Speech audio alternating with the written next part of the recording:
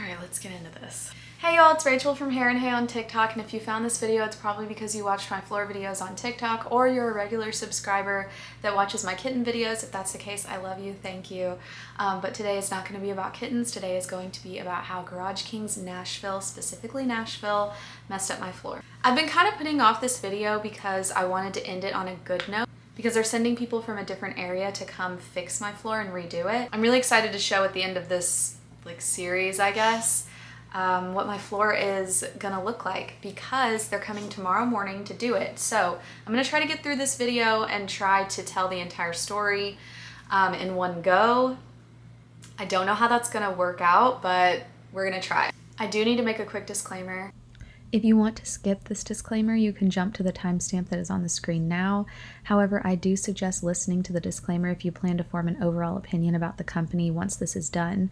The disclaimer will give you the context and help you understand the story fully. It is a multi-part disclaimer, but again, if you just want to skip, just go to the timestamp that is on the screen now. I will be reading it, and it is in multiple parts. The first part is that they got new owners less than a year ago. All the stories that I heard of people having bad experiences and everything were from before they changed owners. And the new owners used to be franchise owners with the company and saw from the inside what they needed to change. They felt unsupported by the franchise and noticed the company cared more about quantity than they did quality. So they bought the company and worked from the inside to change it. They've been implementing new training and education since they bought the company. However, Christian has been with the company longer than the new owners have been in leadership, because if you go and look at his social media, you can see that he's posted for Garage Kings since 2018. And knowing this about the company makes me trust them a lot more overall and believe that they'll be successful in implementing these changes. It also makes me feel more confident that they didn't just reach out to me because I have a TikTok platform, because a lot of people had pointed that out in my TikToks, and understandably so. So yeah, that just makes me feel better about, their intentions in the first place.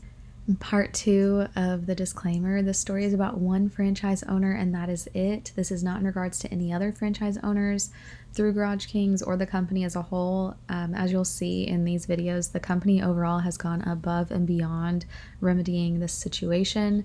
Christian of Garage Kings Nashville never reached out or acknowledged the situation after the last phone call, but the corporate and the company as a whole is fixing the situation. So I want to make it very clear that the decisions of one business owner should not affect anyone else. This should not affect any other franchise owners with the company or corporate. I'm putting the definition of a franchise on the screen just in case you don't know how a franchise works, because it's a little different than a corporation would be. And it just basically means that a franchise owner is going to have more freedom to make business and customer service decisions as they see fit. They're not going to be micromanaged by a boss or anything like that. They're a business owner, and so that is kind of how this situation happened. In part 3 of the disclaimer, everything I'm telling you is 100% true. I have receipts, screenshots, recordings, etc. for almost everything that has happened here. So if I forget anything or forget to share anything in this video and someone has a question about it, just ask and I'll be willing to discuss it, obviously. In part 4 of the disclaimer, in regards to recording, I live in Tennessee and it's a one-party consent state, and that basically just means that I can record as long as one person consents to the recording, and that person can be the one recording. So all my recordings are legal and within my rights, especially within my own home, for whatever reason I see fit, but safety reasons especially. So I just wanted to go ahead and address that I am allowed to record. So. And part 5 of the disclaimer, is it part 5? I actually don't know. I kind of lost count, to be honest, but I will not be sharing any personal information about anyone in this video. Any names I use are public record. If you Google this company, you'll find the business owners' names. I'll be censoring any visual image of the people involved. Obviously, the only person that it really is Christian. Obviously, I will not be showing any kind of likeness, and that will be censored. Part something like 6 or something like that, last part, whatever, of the disclaimer, The company is aware that I'm making these videos. I've been very transparent about my intentions and opinions since the beginning. We've developed a mutual trust, which makes me respect them even more. The president of the company never even asked me to make a video, or asked me not to make a video. He didn't ask me to take anything down. I just told him what I was trying to do and reassured him that I would do everything in my power to separate the experience with one business owner so as not to negatively affect the rest of the owners or the company. And so that's what I'm trying to do with this multi-part disclaimer. And with all of that being said, let's get into the video. I'm going to give a little context into what this room is that was being renovated so that you kind of have an idea of what I was going for and how this mess kind of started. I also have everything on my phone, so if you see me looking down, that's what I'm looking at. And then I will also be putting screenshots, videos, whatever right here so that you can see what I'm talking about. We bought this house about 7 years ago. It was built in the 50s, but it was renovated in the late 90s, early 2000s. And when the house was built, it had a very small one-car garage, but when it was renovated into like a bonus room of sorts. However, I'm turning it into my office. It also has the laundry room off of it, and then there's a couple concrete steps that go up into my kitchen. So that kind of gives you an idea of what the room looks like. I'll obviously show you what the room looks like as well. Since it used to be a garage, I believed that it had concrete floors. What it had when we moved in and what I removed was high pile, cheap carpet. That's the best way that I can kind of describe it. I hated that carpet. Regardless of the texture being rough or anything like that, I really don't like carpet anyway, especially high pile carpet like that because of my OCD. I feel like it can never be sanitized properly. It can never be fully clean. So I don't have carpet anywhere else in my house. It's just hardwood, and then I have some rugs that are very low pile that I can literally wash. So that's the only part of my house that has carpet. That room was also used as kind of like a media room for my ex-husband. Since he's not coming back to live in this house, I'm turning it into an office because I need to get a full-time job from home because I also homeschool my autistic son. So I obviously need a space to be able to work in. So that's what I'm turning that room into. So around the end of April, I started looking into turning that room into my office. And some of the carpet was already coming up in the corner, and I already knew that I was gonna pull it up anyway. So I started pulling up parts of it to try to see what kind of floor was underneath, assuming it was concrete because it used to be a garage. When I pulled it up, I could see that there were multiple layers of linoleum underneath the carpet, and it was kind of hard to tell what was going on, but underneath that, you could tell that it was concrete. So I decided that I just wanted to get the concrete redone. I felt like that was gonna be the easiest, the most sanitary thing to do. It'd be easy to clean, and that's all that I needed. So I started looking into interior concrete floors. Since it's become more of a popular thing over the years, I thought it wouldn't be too hard to find someone to do it. However, when I looked around, I kind of struggled finding someone that wanted to do an interior concrete floor. Obviously, most people are gonna do garage type floors for concrete, but there's a difference obviously between an interior floor and a garage or a patio or something like that. I started calling around and contacting businesses to see if they did interior floors. A lot of them said that they didn't, but I got estimates from 3 other businesses to do my floor. However, none of them seemed very confident about doing an interior floor, which to be honest, I was appreciative of that they were honest with me that that wasn't something that they were comfortable doing, but that they would do it. So I got prices for all of those. All of the prices were generally the same. And then I found Garage Kings online. When I found Garage Kings, this is the website that I found. And you can see it has a carousel of reviews, which are all really good reviews. Also on Google, when I found it, these are the Google reviews that I found. Lots of good Google reviews. So I did some research into them. I looked at the pictures of the work that they've done, and I was pretty excited about the idea of them doing my floor. I didn't have a specific idea of what I wanted done to my floor. I was even considering just having the floor patched and just fixed and then painting it. I wasn't too worried about the look of the floor. I was more worried about the function of the floor. And I made this very clear in each consultation I had with any business that I talked to. But they had interior floors on their website, so that gave me hope because they kind of looked like this. So again, I didn't really have anything in my head of what I wanted, but I was hopeful because they had interior floors on their website. On May 19th, I used the contact form on their website and sent an email stating kind of my situation, asking if someone could give me a call to see if they could come look and tell me if it's something they could do. A few hours later, I got a response. I was very impressed by their response time. It was very quick, and it was Christian of Garage King. He was able to come the next day. So the next day, he came at 1. He came in, he was very nice. We talked quite a bit about my floor and what I was going for, considering it was an interior floor, not a garage floor. I explained that it was gonna be my office, that I had a child that we both have sensory processing disorder, and that I have OCD. And my biggest triggers are based around bacteria and germs and contamination. So I needed something that was very easy to clean and very easy to sanitize. We also talked about how I foster kittens and I do TikTok and social media. I had kind of talked about how I might have kittens and pets down there and stuff like that, and that it would be filmed and things like that. We talked about me wanting the function of the room to be sanitary, and that was the biggest, most important thing for me. We talked about how I wanted it to be safe. That was also one of the biggest things that was most important to me. We talked about those things, and then he showed me some samples. He showed me 6 samples, 6 different colorways of the polyaspartic flake flooring. I had never heard of this flooring. I didn't even know what it was. Like I said, I had already planned on just having the concrete painted. So I thought this was cool. This was kind of like an extra thing that I hadn't even planned on doing. And he kind of explained to me that it's more durable than anything else, that it lasts forever, that it has a lifetime warranty, that it doesn't scratch, it doesn't peel, just all of the pros about polyaspartic flake flooring. And it all sounded really cool to me. So I said that that sounded great. He let me see the samples. When I felt the samples, this is the best way that I can kind of explain how it felt. The guy that's coming to fix my floor from Garage Kings actually gave me a really great comparison of what the floor was supposed to feel like, because I couldn't figure out what to compare it to when I first made my videos, but this is a great comparison. He said it feels like an orange peel, and that is true. That is what it felt like. It was textured but smooth. It wasn't rough. It didn't snag on anything like that. I said that sounds great. The texture, I have no issue with the texture. That feels good. I think that me and my son will both think that that's great. I liked the idea of more traction in there. And then we talked about doing the stairs. We were actually sitting on the stairs when I brought it up, and I asked, can you do the stairs the same way? Is that something you can do? And he said, yeah, that's no problem. It's just a couple stairs. We can absolutely do the stairs the same exact way. It'll be the same texture, the same function, everything like that. I was like, okay, great. Because I said that if he couldn't do the stairs, that I would obviously hire someone else to do the stairs. But he said he could do the stairs.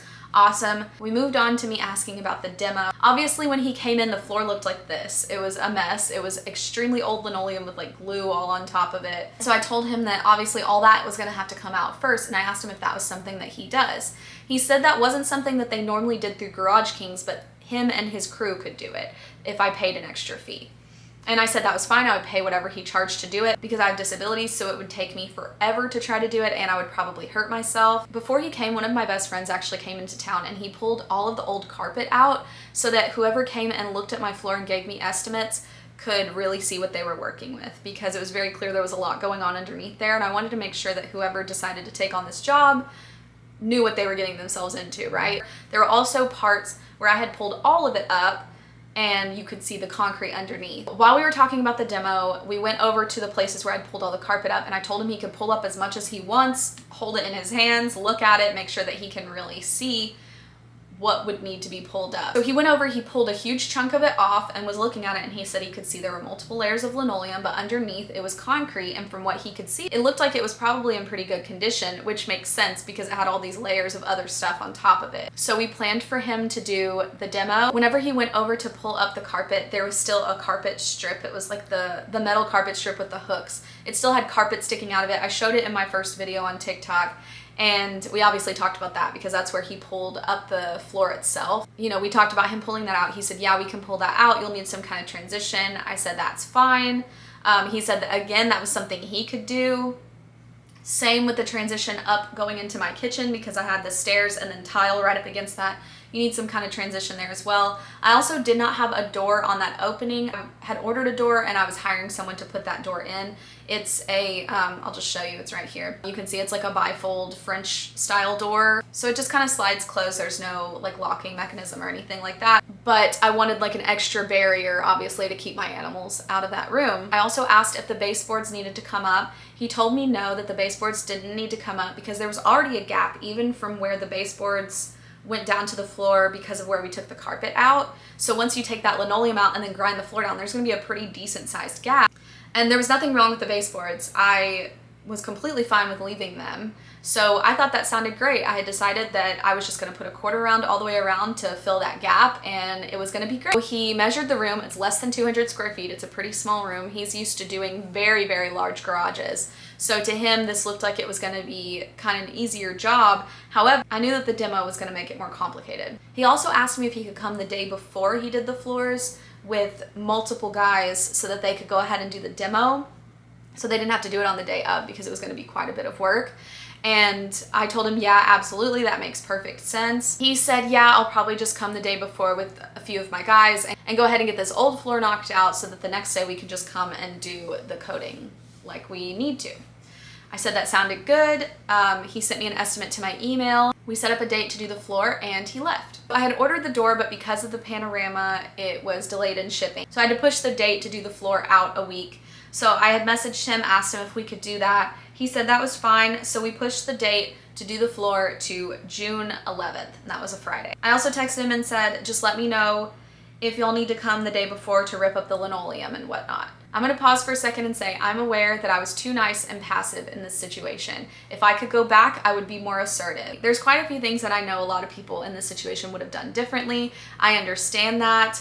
I agree to an extent. However, I do also want to point out that I am a young single mom living on my own with my child and my animals. I already feel a little bit uncomfortable with strange men in my house. And by strange, I just mean people that I don't know. I'm just gonna be really honest with you. So that does determine kind of my behavior and how I react and handle situations sometimes. Unfortunately, I wish it wasn't like that, but it is. So I just want to go ahead and say I'm aware that I was too nice and passive in this situation. When I show you screenshots and I read you the things that I say, it doesn't even feel like me. I kind of want to like go back and just punch myself in the face. It is what it is. I just want to point out that I have also learned from this situation. Do I think that I would have handled it differently if I can go back? I don't know, because like I said, if I'm uncomfortable, I'm going to be handling the situation differently. He was super nice. He didn't make me uncomfortable, you know, in the beginning at all, but it's just an automatic reflex. I can't really help it. So anyway, I just wanted to put that out there so that when you see the things that I say in this, you will see that I am also cringing at it as well. Okay, anyways, so the week came to do my floor and he still hadn't texted me or anything about a time or coming the day before. So I wanted to make sure that I knew what time he was gonna come the day before and the day of to do the floor. So I texted him on June 8th and I said, hey Christian, just trying to prepare for Friday. Do you know if y'all need to come Thursday? Since there's quite a bit of linoleum to pull up and I don't know what that entails. Also, do you know if the baseboards are gonna have to come off? I just wasn't sure how the gap would work when the floor is being done. Like I wasn't worried about the gap when it was over because I was just gonna fill it. But obviously I wanted to make sure that he could get the whole floor. So he said, we are planning on just getting everything done on Friday. Baseboards are your decision. We can work all the way up to them. If you plan on replacing them, then it would be better off. So that's what we had talked about in person as well, and was just reiterating it in a text message. I'm not gonna lie, this was the first like little peek of a red flag. I was a little confused as to how that was even gonna be possible because we had both stood there for a good half hour looking at this old floor, talking about how it was gonna be kind of a pain to pull up because there were so many layers of linoleum. He didn't know how long it was gonna take. It was even his idea to bring his crew the day before to pull it up. So I was a little confused as to how he was gonna get it all done on Friday, but again, he's the professional. I also don't want to insult anyone's intelligence in their industry, so sometimes it's another reflex for me to just kind of put it back onto that professional and say, okay, but you know better than me, so you tell me. Obviously at this point I had done extensive research. I had talked to multiple other contractors and other people in this industry to make sure that I knew what was gonna happen because again, I like to be prepared and know what's gonna happen. So I wasn't completely clueless. However, I probably came off as a little clueless because I just err on the side of caution of insulting anyone's intelligence. These are kind of the moments where I feel like punching myself in the face, you know? Asking him if he needed to come the day before when really I should have said, when are you coming the day before? But hindsight's 2020. So I said I didn't plan on replacing them unless I had to. Basically, I'll just do whatever I need to do, haha, because I know nothing about it. I just wasn't sure if getting all the linoleum up needed an extra day or not, and I wanted to make sure I had the payment on the ready on the right day. That's another thing that I'm going to talk about more in a second. However, it is my experience watching my parents get renovations done and other people that I know getting renovations done that you pay for the job on the day of the job. I will get more into my mistake of obviously paying on the day of that a lot of people were judging me for, understandably. That's what I'm talking about here. He said, no, you're fine. We can work with the baseboards, and I think we can just get everything done on Friday. I did not believe this. I should have said that. I should have said, I don't think so. But I didn't really feel like that was going to be very receptive. He's the professional. He knows. I don't know how long it takes to do this kind of a floor, because I didn't even know this kind of a floor existed until he showed it to me. So maybe I really just don't know what I'm talking about. That's what I kind of told myself. You know what I mean? So anyway, so then I just told him to let me know when they needed to come. And he said, not a problem. We usually start at 9. That usually gives us plenty of time. Again, this red flag was like peeking up a little bit further now, because 9 a.m. I thought when he said they were going to get everything done on the day of, that they were going to want to come ridiculously early. If you know anything about me, my sleep schedule is terrible. I don't sleep. And I definitely don't sleep at normal times. I'm working on it. But I was obviously prepared to wake up and be ready and available however early they needed me to be to get this floor done. I was very excited to get this floor done.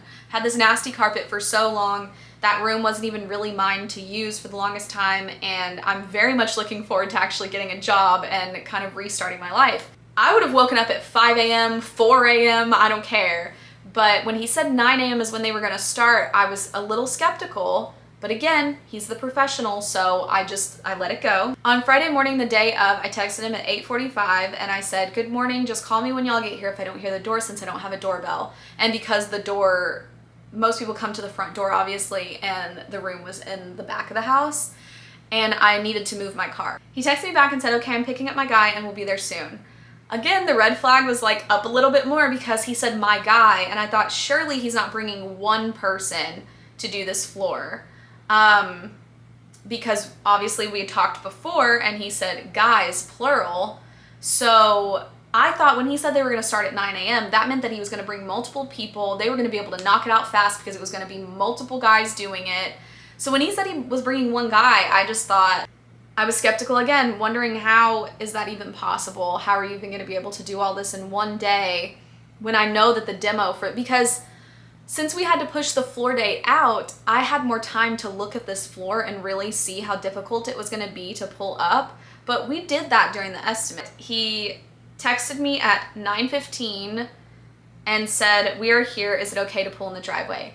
I just want to state really quick, because I'm going to talk about time management here in a little bit anyways, that this was the start of the being late thing that I'm going to talk about that bothered me. I'm not gonna lie. At this moment here, it didn't bother me. 15 minutes, whatever, you know. You'll see this later on. He doesn't tell me when he's going to be late. He just shows up. Or I have to ask him where he is or if he's running or whatever, you know. And then he'll tell me that he's running late. That is a huge pet peeve of mine. If you're gonna be late, it's whatever, you know, stuff happens, that's fine. But if I'm gonna be late and I'm making someone wait on me for even a minute, I always text them or call them and tell them that I'm running late, because I hate messing up people's schedules or making them think that something's gonna happen and then changing it, because I don't do well with that kind of change as it is.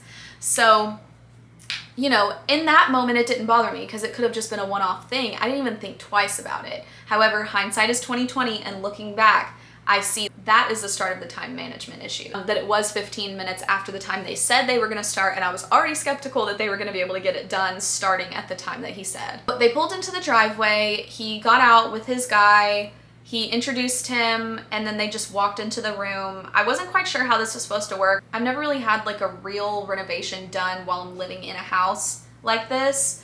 So I wasn't quite sure what I was supposed to do. I wasn't sure if I was supposed to kind of stick around or if he would just let me know if he needed something. He didn't really specify that. I would have really preferred more communication from him. I didn't know if it was normal for him to just come in and start working without really saying anything to me. So you guys can tell me if that's normal. I still don't really know if that's normal or not. I guess we'll find out tomorrow when the other people come to do the floor and how that goes. So he came in, he was kind of showing his guy what they needed to do and pull up the floor and stuff like that. My mom had brought me this plastic to put over the door frame. She was actually gonna help me put that plastic up, but she's in her 70s and I have disabilities. So when she started to do it, she said, well, why don't we just ask them to do it? Because that's usually something that they'll do anyway. They'll usually handle the cleanup and preparation and things like that. I was unaware of that. So I said, okay, that's fine. You know, you don't think they'd mind? She said no. So I had this big roll of plastic. That was one of the first things I asked him. I said, hey, would you guys mind helping me put this plastic up?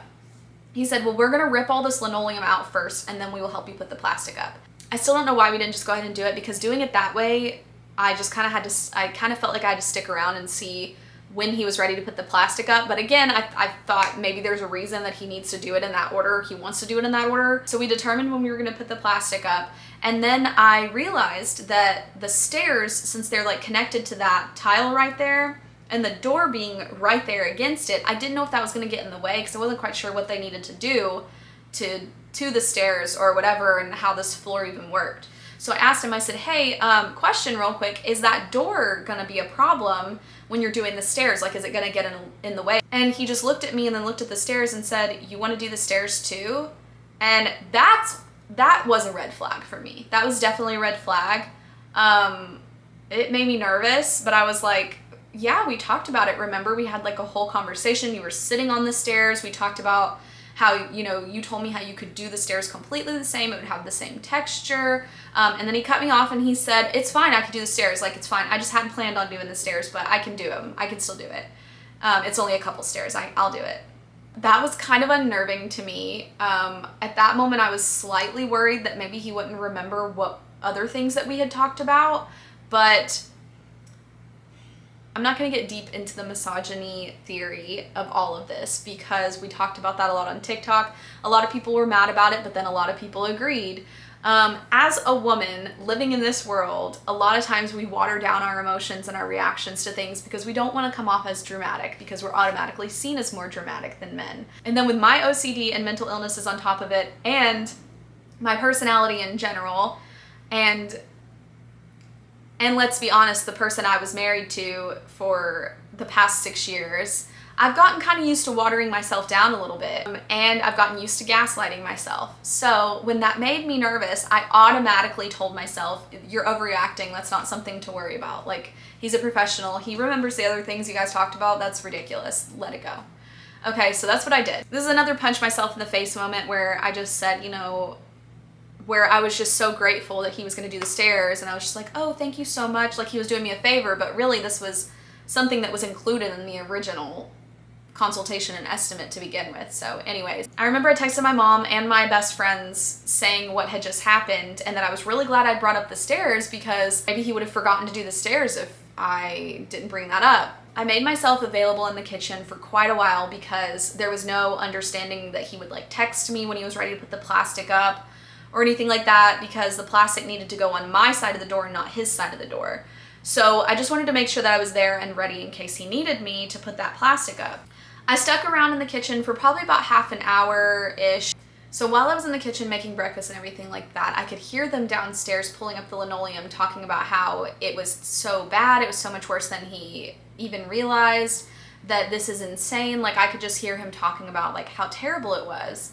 And again, this is like a little bit red flag flying, because I didn't really understand how it was worse than he thought it was going to be when I tried to make it very clear how bad it was going to be to pull up that linoleum. And I just kind of wrote it off as like they were just talking about the job and how frustrating it was, like you do it any job, you know? But again, looking back, I realize now it's because he underestimated the job itself. At one point when I was in the kitchen, he actually kind of called me over because he wanted to show me the stairs, because he pulled the carpet off the stairs and was looking underneath, and he said there was tile underneath it. And I thought, there is no way, how is that possible that they would put carpet over tile? That's ridiculous, on stairs of all things, you know? And so I went and looked, and he was like, yeah, look, that's tile that's underneath there. And I said, no, that's linoleum, because this is what it looked like.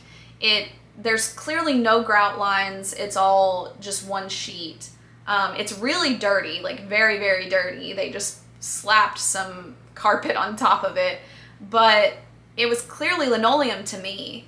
And he kept saying over and over that it was tile, that it was not linoleum. He told me that the reason he knew it was tile was because it had the little floral emblems in the middle, like 70s tile. That's literally what he said. And I said, well, yeah, but linoleum has that too, you know, to kind of imitate tile in a way. And he said, no, that's tile. And I said, okay. I still did not think that that was tile. We went back and forth for a minute, but I eventually gave up and just kind of moved on to, okay, well, what does this mean for the job itself? And he said, well, I don't know. I'm gonna see if I can remove it, but if I can't, you know, I might not be able to do the stairs. And I said, okay, well, you just let me know so we can figure that out. My son was done eating breakfast and he went off to do his schoolwork. I looked downstairs and I saw that they were still pulling up linoleum from different parts of the floor, and it looked like it was gonna take a while. So I decided I was gonna leave the kitchen and go to a different part of my house because I had to take care of Earl and the girls. And I just went back to my room for about 5 minutes, and when I came out, I didn't get a text or anything like that saying they were ready to put up the plastic or anything like that. So when I came out of my bedroom, everything looked foggy. That was what my brain registered first thing was, why is my house foggy? I don't know what's going on. And then I could see like little particles and realized it was not fog, it was dust that was just flying around my house. I mean, this was within 5 minutes. I don't know how. I really don't know how that even happened. There's the kitchen, the dining room, living room, hallway, you know, so like the bedrooms are closed off all right here with their doors closed, thank God, but all the main living space had just clouds of dust everywhere, just settling on everything. I was just watching it. So I ran to the kitchen and I saw him at the stairs with a grinder, just grinding away at those stairs, and just billows of dust coming through that door, just all the cracks in the door just coming through. And my cat's sitting right there watching him breathing it all in. So my first instinct is to panic, and I didn't necessarily handle this in the smartest way, I'll be honest. The first thing I tried to do was put the plastic up by myself. I realized I should have just gone and told them to turn the thing off first thing. But instead I just started panicking trying to put it up. So I had this step stool that's like kind of more like a ladder, you know, it's not like just one little step, it's like 3 or 4 steps. So I had my step ladder and I was trying to put up this heavy plastic. It wasn't working because I'm only 5 foot, so it was already gonna be difficult for me to do in the first place. Even on the ladder, I can't reach all the way to the top of the door frame. So I was struggling to reach it. It wouldn't even stick because the dust was on the wall now. There was literally dust on everything. I had some food that was there that I was gonna eat, and that was covered in dust now. I've obviously removed my cats and put them somewhere else at this time. After doing this for a few minutes of trying to get the plastic up and struggling and freaking out, I realized that this was stupid of me, so I ran out of the front of my house and around to the back, and I waved them down. It took me a while because they couldn't hear me, to tell them to turn the grinder off. I also want to point out that Christian was wearing a respirator mask, so clearly he didn't want to breathe this stuff in either, but it was pouring into my house. So that his guy came over, turned it off, and he just looked at me, and I said, my house is fully covered in dust right now. And he said, oh, really? That was it. There was nothing else. Christian didn't say anything in that moment. And I just said, yeah, I wish you guys would have helped me put the plastic up first, like we had talked about. This might have been the very first time that I was even slightly assertive with them because I was mad. Even after this, I go back to being way too nice, but in this moment, I wish I had been even more assertive in this moment and really made them understand the weight of this situation. And I said, yeah, my cats are breathing it in. It's on literally everything. And he just said, oh. I wasn't gonna stand there and argue with them about it. That doesn't help anybody. So I went back around to the front of the house because now they couldn't come in and help me put the plastic up because they're completely covered in dust. And I'm covered in dust now too. But I went around there and I had to struggle and put that plastic up by myself. About halfway through of me getting the plastic up, which it was very clear I was struggling because I'm short and I just couldn't reach it and stuff, it kept falling. And about halfway through me struggling to put this plastic up, Christian had said through the door, hey, can I get started again? That pissed me off, I'm not gonna lie. Like, that was frustrating to me because it was very clear that I was not done putting the plastic up and I just felt like he wasn't taking it seriously. But that's just, you know, my opinion. I obviously told him no because I didn't have the plastic up yet.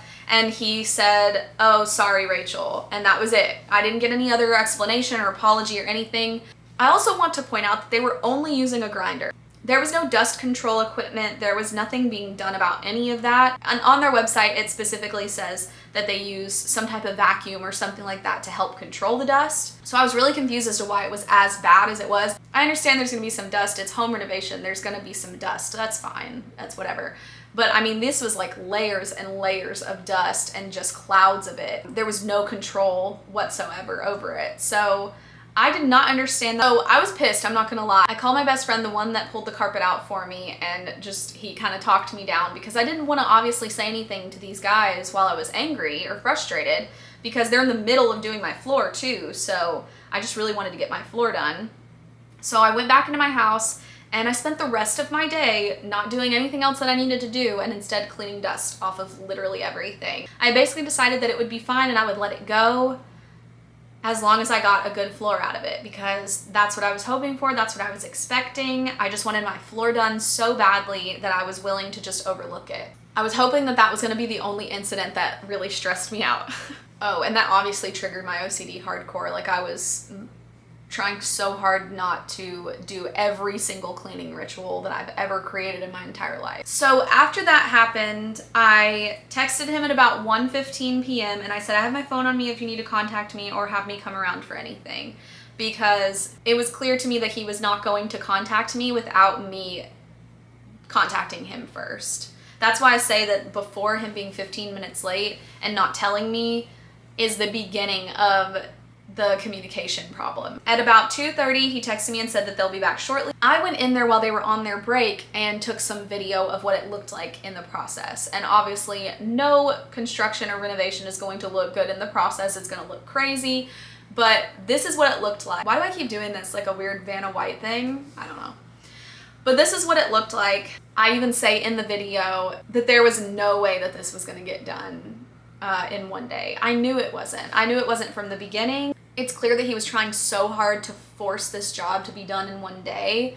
But I mean, this is what it looked like at, what time was it? 2:30 when they went on a break, and he went and dropped his guy off and then came back with his wife to finish it. And you know, the demo wasn't even done yet. So yeah, I knew there was no way. I also went over to the stairs and looked because of our conversation about it being tile or linoleum, and I said, it was obviously not tile. It was obviously linoleum. When he came back with his wife and not the other guy, and he actually did admit that it was not tile and that it was linoleum. His wife even rolled her eyes and was like, yeah, I don't know why he thought that. She was really, really sweet. I really liked talking to her as well. I texted him at almost 6 p.m. and I said, if you need the light in there, let me know because the switch is on my side. He texted me at about 7 p.m. and said, the base coat and flakes are on. I will come back tomorrow to finish up with the clear coat. Sorry it's taking so long. So he didn't need to apologize that it was taking so long. I knew that it was going to take more than one day. And I obviously would have preferred him to take more of his time and not rush the job and it be done in more than one day so that it could be done properly. But I know he wanted to get it done in one day, obviously, because that's what they advertise and because that's, you know, that will save him money and whatever. It's very clear that he didn't charge me as much as he would have wanted to for the demo, and he was regretting that. So when he said that, I came around and I went and talked to him and his wife, and we talked about how he would come back the next day and he would do the clear coat. We talked about how crazy the demo was, how it was so much more than he thought it was. He told me that ultimately it ended up being carpet pad, which was gone, but then 3 layers of linoleum with glue, lots and lots of glue in between, and then tons of glue, like a whole layer of glue underneath that 3rd layer of linoleum, 3 layers of paint, and then the concrete. So it was really, really difficult to remove everything. He even said, you know, sometimes that happens. Sometimes we get into a job and it ends up being more than we thought or more than we, you know, charged for in the first place, and that's just kind of the cost of doing business. But I felt bad because he was nice and because his wife was nice. He did say that that was something that he should have realized, basically. And then we talked about him coming back the next day. He said that he had something to do in the morning because his wife owns a business and he needed to help her with that in the morning, and then he would be over after that. I said that was fine. I had no problem with that. The next day was a Saturday. He didn't set a specific time, but I didn't really feel the need for him to set a specific time for that because he made it sound like he was just gonna come over and do the clear coat. It's gonna be quick and it would be done. I said, it's okay. I'm glad you're not doing it all in one go. You've got to be exhausted. Thanks so much for sticking out this much today. Just let me know whenever you need to come back tomorrow and I'll be here. Tell your wife it was nice to meet her as well, and good luck on her business. And he said, I'll tell her, thank you. I have something in the morning, but I'll text you before I come. And, you know, we had talked about that in person. I said, no worries, that's totally fine. See you tomorrow. The next day at noon, I still hadn't heard from him, but I had to take my son to band practice. So I said, hey, Christian, I'm going to unlock the back door for you in case I'm not here when you come. Just let me know when you know a time. It will be unlocked. Thanks. And I was only going to be gone for a few minutes to take him to band practice and then go pick him up. Maybe he would come while I was taking him to band practice. I actually left to go get food for us, and so I just said, my son will be here, but he does his own thing, but the door is unlocked. Again, I was only gone for like 10 minutes to grab us food and come back. At almost 3 p.m., he texted me and said, I'm sorry so late, but I'm on the way. I had to help my wife load up stuff for her business. And I just said, you're fine. 3 p.m. seemed pretty late to get started on a job, but it's Saturday. He was just, from what I knew, he was just putting on a clear coat, and he made it sound like that wasn't a big deal. So it's fine. I didn't really think much of it, to be honest. And then at 4:30 p.m., he texted me, asked me if I was here, and asked if I would turn the light on. I had just went to pick my son up from band practice, so I told him that when I got back, I would turn the light on. I got back just a couple minutes after that and turned the light on, and then at almost 5, which was only about 30 minutes later, he said, all done. I said, okay, I'll come around to look. I was very excited. This is the part that a lot of people judge me for, understandably. When I came around, you know, we're looking at it from the outside, and this is what it looks like from the outside. So it looks good. I mean, you can't really see any problems or mistakes or anything like that from where we are in the room, and it's still wet, so I can't walk on it yet. So he tells me that I can walk on it in a couple hours, and then I can start moving things in the next day. He told me to keep the door open so that it would dry, and I asked about like sticks and dirt and stuff like that flying in from outside and getting stuck to the floor. And he said, no, it shouldn't be a problem, but even if some does come in and do that, like it's not a big deal. It's just like a little bit. My OCD radar obviously went off at that moment where I was like, I don't really want sticks stuck to my floor, but okay, you know, he just acted like it didn't matter. He told me to text him the next day and let him know what I think of the floor whenever I was able to actually fully look at it and stuff. So we left the doorway, we went over to his truck, and he pulled up the invoice on his iPad. I do want to say though, that I almost did something even dumber, okay? When we had the initial consultation, I asked him about payment, and he said that they preferred cash or check or money order. He did not prefer paying with a card because he didn't want to pay for the fees, the extra fees, which I've had my own businesses before. It's a cost of doing business. You either you add it into the price or you eat the cost. It's not that much. But I just remember being like, yeah, sure, okay, like no problem. And I literally almost went and got the cash out for this job. Like an absolute idiot. I would never do something like that. I don't know what I was thinking, even considering doing that, but I'm obviously so glad I did not do that. I actually told him that I would pay the extra processing fee for the card because I wanted to pay with a card because I didn't have any other way to pay. I don't have any checks. Very, very glad that I paid with the card. I know a lot of people judge me for paying at that moment anyway, but I was almost way dumber, honestly. So he pulled up the invoice, I paid it with a card, the receipt went to my email. He told me to text him the next day and tell him what I thought about the floor, and I said, thank you so much. I asked him about a tip. I even said, can I tip you? Again, punch myself in the face. And he said no, that he didn't even need a tip, that he would just prefer me to leave him a good review online. And he said that he would send me a Home Advisor link for me to leave him a good review. He did. He sent me the link right after he left, and obviously I didn't leave a review because I wanted to make sure I could actually look at the floor first. At least I was kind of using my brain, I don't know, a little bit. So he left, and I went back and I closed the door because I didn't like what he said about the sticks and stuff getting stuck to the floor. I thought that was weird. So I went and closed the door. After a couple hours, I went in to actually look at it and feel it and stuff.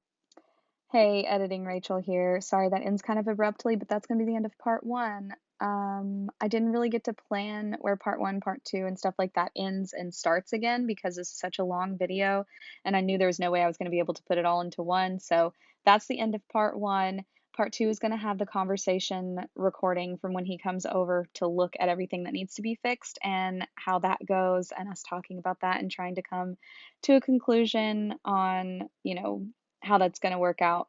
So if you want to see more pictures and videos of the floor before he fixes it, that will be in part two. I don't know how many other parts there will be, but there's quite a lot, and it amps up after this part quite a lot because quite a bit happens. Even though I was sitting around waiting for someone to respond to me a lot, there's still a lot that happens. And then obviously I still need to share the conversation between me and the warranty guy. Okay, love you too. I also need to share what happens between me and the warranty guy because he's the only person from corporate that I was able to really get to. So I don't know which part that's going to be in, but yeah, I wanted to go ahead and get this part up that kind of gives you an idea as to how this all started and what all happened initially. If you made it this far, you're amazing. So tune in for part 2 if you want to see some more. And yeah, thanks for being here and listening to my train wreck. Okay, talk to you guys soon.